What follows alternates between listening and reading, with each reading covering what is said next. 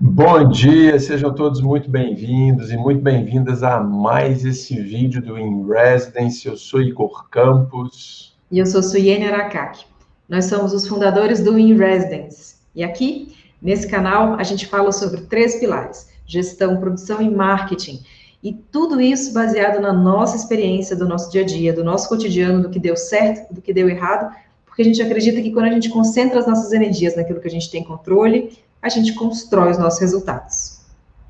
E hoje a gente vai falar sobre um assunto que todo mundo tem interesse. Eu aposto com vocês. É aquela situação em que o cliente chega para você antes mesmo de te contratar e te pergunta: quanto vai custar a minha obra? Quanto vai custar a minha casa? Quanto vai custar realmente para eu executar essa ideia, esse projeto? E é uma pergunta que nem sempre a gente tem uma resposta precisa.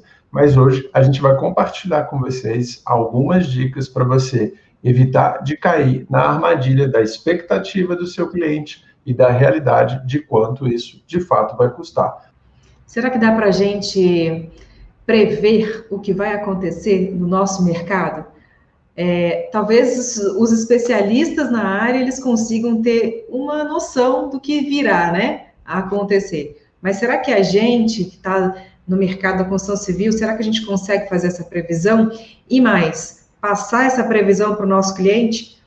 Ou será que quando o nosso cliente chega no nosso escritório e faz essa fatídica pergunta, talvez a nossa indicação tinha que ser: vamos fazer um investimento? Vamos investir o seu dinheiro, né? Nós iniciamos um projeto no final de 2009 de uma residência de aproximadamente 250 metros quadrados. E aí, esses clientes que eu comentei com vocês em 2019, eu posso considerá-los como clientes tipo A, porque eles sabem realmente da necessidade de investir em planejamento, em projeto de qualidade. Então, foi realmente uma situação muito legal que a gente vivenciou. Mas nem sempre, antes da gente fechar o contrato, a gente tem essa percepção. Então, a gente fechou esse trabalho em 2019. Em 2020, antes dessa situação em que a gente está passando hoje, a gente fez o estudo preliminar, fizemos um EVF, um estudo de viabilidade financeira. E, à época, nós tínhamos uma referência, com base, inclusive, em projetos anteriores, que essa residência sairia em torno de 650 a 700 mil reais para executar.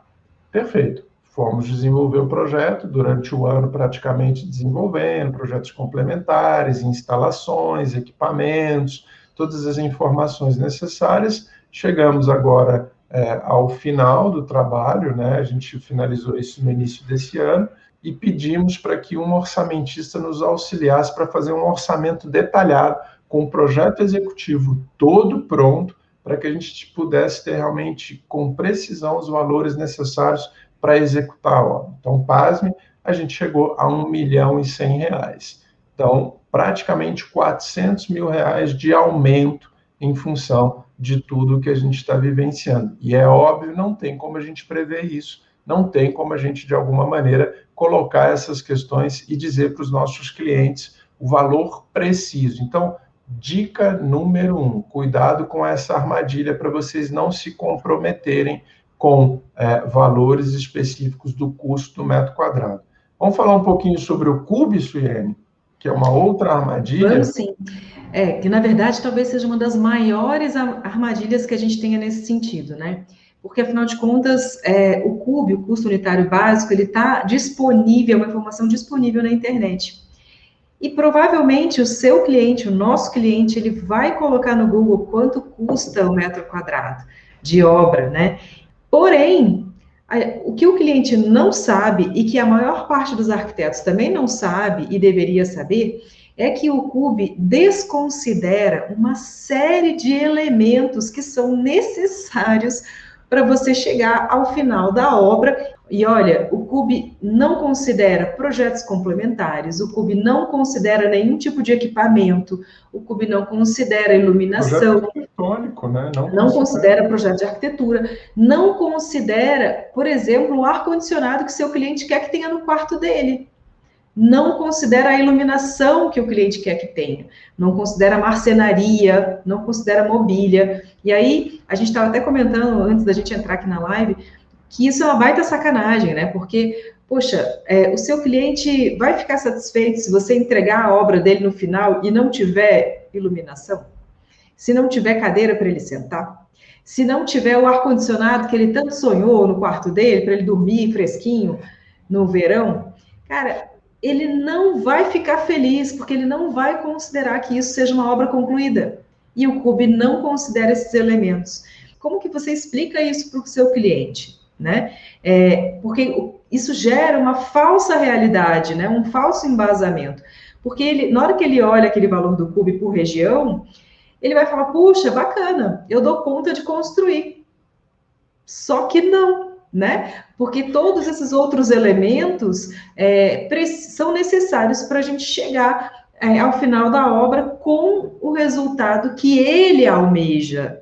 O problema é quando ele pergunta, falou, quanto é que vai custar a minha obra, quanto é que vai custar a minha casa, quanto é que vai custar para eu executar esse projeto. O problema é quando ele faz essa pergunta, mas já tem na cabeça dele esses valores pré-estabelecidos, seja no CUB ou então na famosa experiência do amigo que executou recentemente. Isso é um caos. Todas essas questões que normalmente a gente está habituado e lida com elas no nosso cotidiano, quando vocês ouvirem essas informações por parte do cliente de vocês, já liguem um sinal de alerta, porque vocês vão precisar certamente explicar detalhadamente para eles que o CUB não é um bom referencial, tampouco a experiência do amigo, nem sempre. Às vezes mas nem sempre é uma boa referência. Por quê? Eventualmente o amigo não colocou profissional habilitado para executar a obra, não considerou todas essas questões que estão aí listadas que a gente comentou com você. O prazo para a execução foi extremamente elástico, o que onera significativamente também a obra, mas nem sempre é computado, ou seja, por esse amigo, no preço global final da execução do projeto, ou seja, então é importante a gente ter esse distanciamento quando o cliente vem com esses argumentos para colocar para a gente e para, de alguma forma, a gente comprar aquela ideia. Qual que é a armadilha?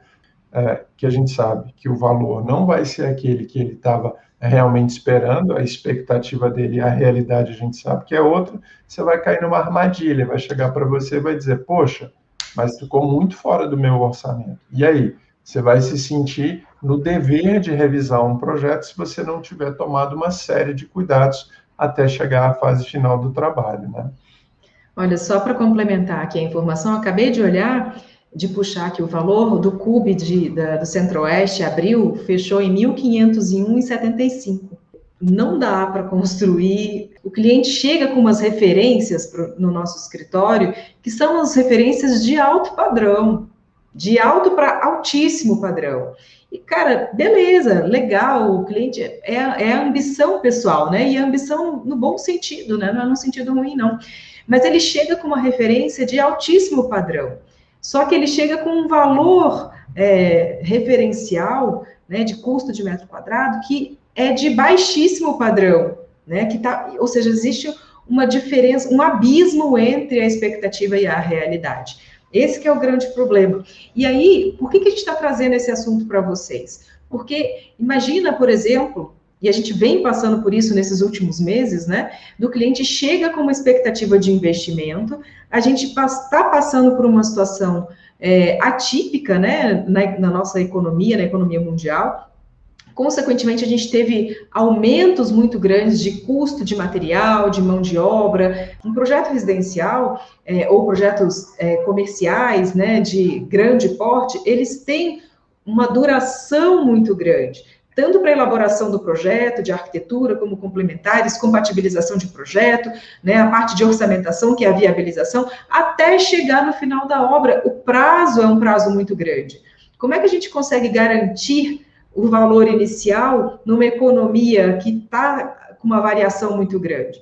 E aí, o motivo da gente trazer esse tema para vocês é justamente porque a gente está se vendo muitas vezes numa situação complicada, e aí, claro, isso também é fruto, às vezes, de má fé de algumas pessoas, mas que colocam depois, quando chega no final, colocam para a gente, bom, esse produto não me atende. Então, se esse produto não me atende, você como prestador de serviço, e eu já paguei por este serviço, você precisa refazer o seu projeto. Refazer o meu projeto, porque eu já paguei por ele. Né? Então, como que a gente lida com essa situação? A gente tem clientes com várias situações, né? E entendimentos completamente distintos. Então, eu passei para vocês a primeira referência do início da nossa live, daquela experiência que nós tivemos, mas os clientes são muito bacanas, muito sensatos, eles entenderam, ou seja, houve um aumento significativo em função de tudo que a gente está vivendo, de cerca de 30% a 40% no valor da construção civil. Material, fornecedor, mão de obra, aconteceu, isso é fato, então a gente tem essa informação, então isso não dá para ser desconsiderado. Então, nesse caso específico, no primeiro, o cliente ele entendeu, falou, eu preciso me capitalizar realmente para poder lá adiante, eventualmente, fazer um investimento para construir a casa. E está tudo bem, não pediu revisão, não pediu para a gente rever o projeto, não pediu pior para descaracterizar, poxa, aquele projeto que a gente, aquelas empenas de concreto, vamos fazer em alvenaria, ou seja, ele não pediu isso, então ele tem um entendimento que tudo foi feito com base nas discussões que nós tivemos durante todo o processo, e está tudo bem, né? E ele vai tentar, de alguma maneira, fazer com que a gente consiga viabilizar. A gente pode rever o projeto? Pode, a gente pode. Agora, é fato que uma casa de 250 metros quadrados, hoje, o custo do metro quadrado aqui em Brasília está saindo em torno de R$ 4.000 a R$ 4.500 o metro quadrado, para ter uma construção bem feita, tá, gente? Para evitar problemas no futuro, ter profissional habilitado dentro da obra para poder a gente, de fato, conseguir viabilizar e satisfazer as expectativas dos nossos clientes. E tem uma outra situação que eu também vivenciei. Nós fizemos um projeto nas mesmas circunstâncias em que nós apresentamos uma casa de cerca de 180 metros quadrados, em que a estimativa inicial do cliente era em torno de 500 mil para poder fazer e executar a obra, e a obra ficou prevista aí ao final em torno de 750 mil reais. E aí a gente se sentiu refém dessa situação. Tanto sentiu que eu refiz um outro projeto sem cobrar absolutamente nada para poder, de fato, atender as expectativas desse meu cliente. Mas não é uma coisa que eu fiz, ou seja, tranquilamente. Me doeu fazer, me doeu financeiramente e até mesmo do ponto de vista do entendimento que, na verdade, o cliente precisava ter, porque todas as etapas anteriores ele havia aprovado, né? A gente tinha por escrito essa aprovação. Mas a gente, em determinadas situações, é importante a gente flexibilizar para a gente também, como a Sui comentou, ter uma imagem bacana, conseguir, de alguma maneira, atender os nossos clientes e fazer com que as obras sejam executadas. Um terceiro caso, e esse é muito interessante, talvez já vá ao encontro do que a Bárbara colocou, nós fizemos um projeto também em 2019, antes de tudo que a gente está vivendo, e nesse caso específico, eu coloquei uma cláusula no nosso contrato, e à época já estava um valor bastante acima não, mas acima, ou seja, um valor referencial bom, que o custo do metro quadrado, naquela época, estava em torno de R$ 4.500 para poder executar o trabalho. Tem uma cláusula, a estimativa é essa, né? Com variações um pouco para mais, um pouco para menos. Mas isso já estava lá na minha cláusula contratual. O que acontece? O trabalho finalizou agora e, de fato, é o que a gente conseguiu obter como valor final. Então, de alguma maneira, a gente está resguardado.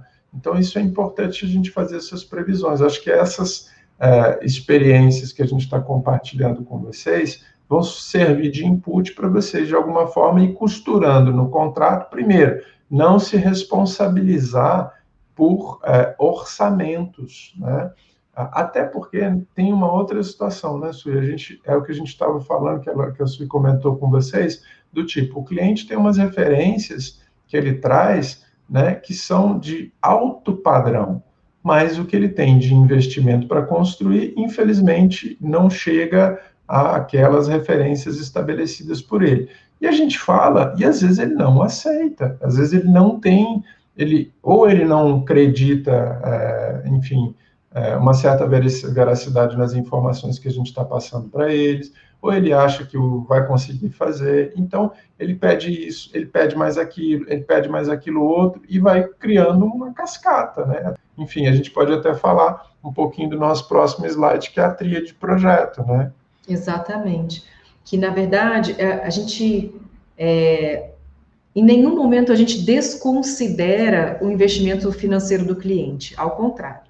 E acho que a gente é muito responsável nesse sentido, e a gente seria irresponsável se a gente não considerasse, não perguntasse para o cliente, no primeiro momento, quanto que ele tem para investir, né? Então, ou seja, a gente estaria embarcando nessa viagem alucinante do cliente, de que ele vai conseguir fazer uma casa nível AAA, né? Sendo que ele tem um bolso que não tem esse fundo, assim, né? Então, a gente estaria sendo responsável.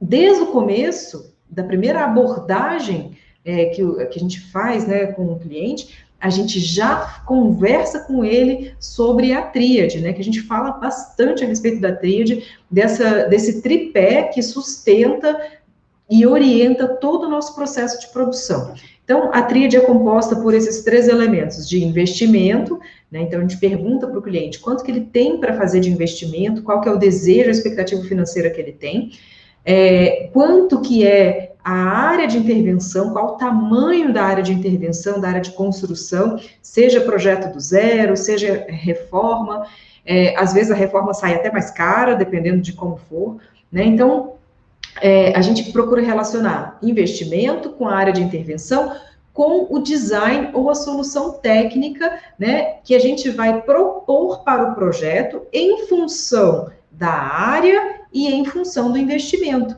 Porque é claro que se eu tiver um orçamento ilimitado, significa que a gente pode dar soluções técnicas que sejam um pouco mais audaciosas, né, para o projeto. Mas se eu tenho uma restrição orçamentária, eu vou ficar mais contida nas minhas soluções técnicas de projeto.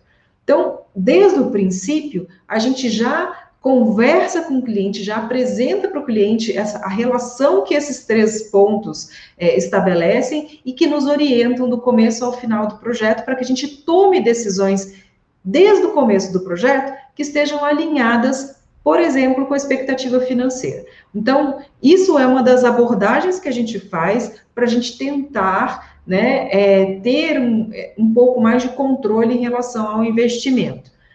Porém, muitas vezes o cliente não acredita que seja tão a ferro e fogo assim, sabe? Tão preto no branco desse jeito.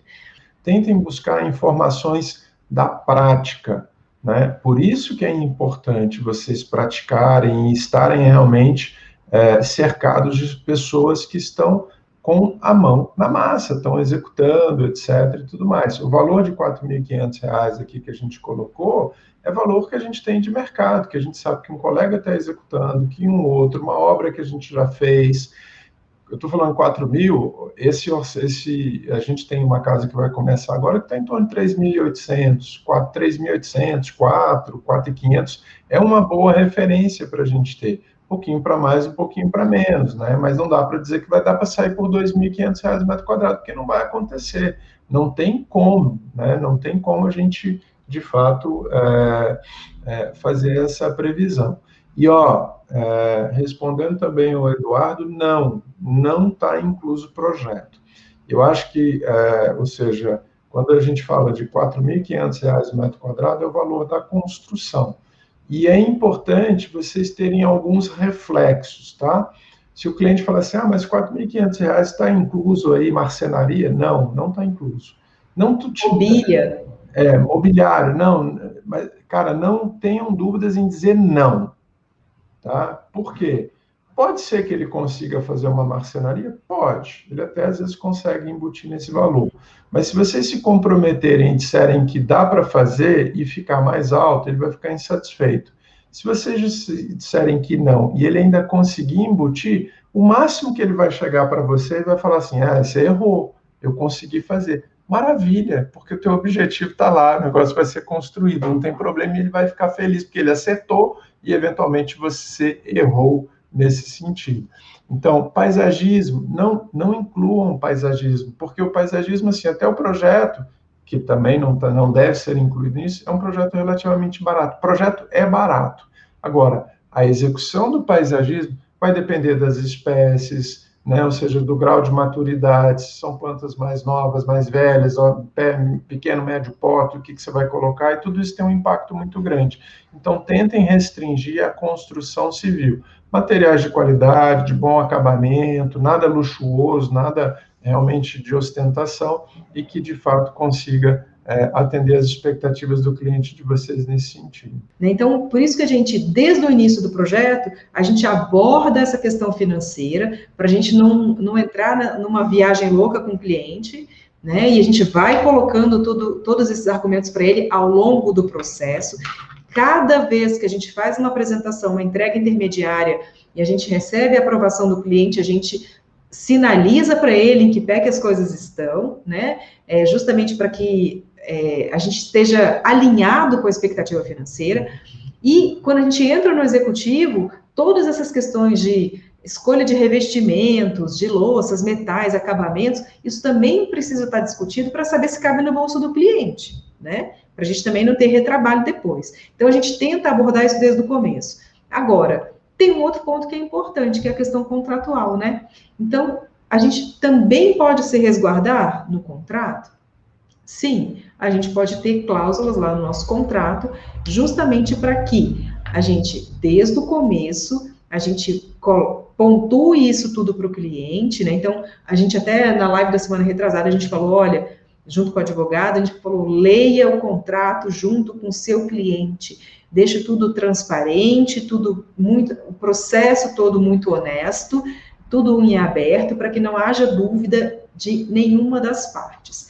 Né? E aí, no seu contrato, defina quais são as responsabilidades que você tem e as que você não tem. Então, a gente tem que deixar claro no contrato que nós, enquanto projetistas, não podemos ser responsáveis pelo custo final da obra.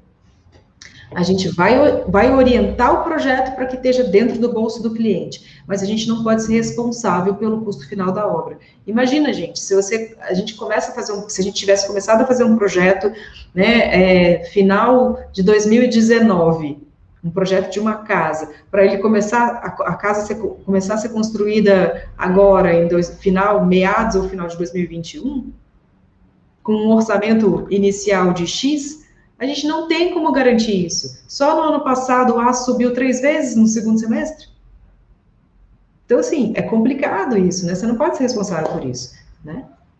E tem uma outra coisa que eu queria chamar muito a atenção de vocês, que é assim, ó, normalmente os clientes, eles têm o seguinte raciocínio, do tipo, não, mas a área de garagem é mais barata, então eu consigo economizar. A área de varanda não é tão cara assim. A área de... Cara, não entrem nessa cilada. Considerem um metro quadrado construído. Eu acho que isso é o mais importante. O melhor é vocês se comprometerem com valores maiores para vocês não se sentirem refém ao final de uma conclusão de um projeto. Então, acho que essa é a grande sacada. Estabeleçam valores maiores, reais, lógico, eu não vou colocar 6 mil, 7 mil, não faz sentido, né? Então, mas estabeleçam valores que são, de fato, mais concretos, mais palatáveis, assim, do ponto de vista do que vem sendo realizado na sua região, com base nas informações de colega, ou como mesmo a Sui comentou, nas suas experiências, estabeleçam esses valores e apresentem para os seus clientes. E todas as vezes que ele argumentar que, eventualmente, ele vai conseguir reduzir por esse motivo e por aquele, não se comprometa com ele nesse sentido. Olha, talvez você consiga. As minhas experiências não indicam que isso é viável, mas, eventualmente, e por que não? Quem sabe você consiga fazer. Mas é sempre bom deixar isso muito claro e muito bem registrado, né, em atas de reunião, em conversas, em gravações, que, inclusive, o advogado que nós fizemos a live sugeriu que essas reuniões elas sejam gravadas, eu acho que isso é muito importante para a gente ter como referência. Então, acho que essa é uma questão. Se o cliente está com um recurso muito estreito, o que eu dou para vocês como orientação? Tá? Perfeito. Vamos fazer o seguinte, eu preciso de tempo. Se ele está com o orçamento muito limitado, o mais importante é vocês tentarem, de alguma maneira, fazer com que o investimento em projeto seja um pouquinho maior e com um tempo maior, até para vocês pesquisarem soluções e alternativas que, eventualmente, estejam mais alinhadas com o que ele tem. Porque, na medida em que a gente tem soluções mais ou menos pré-estabelecidas, fica difícil a gente conseguir atender essas expectativas. Né? É Galera, eu isso? queria agradecer muito o tempo de vocês estarem aqui com a gente. Para a gente é muito importante ter vocês participando das nossas lives. É um carinho enorme que a gente recebe vocês aqui e isso nos motiva a continuar. Então, muito obrigado por vocês estarem aqui. Quinta tem mais. Terças e quintas a gente está aí sempre disponível para estar junto com vocês. Grande e forte abraço. Tenham todos um bom dia. Um beijo para vocês. A gente se vê na quinta-feira. Tchau, tchau. Falou, galera. Um abraço.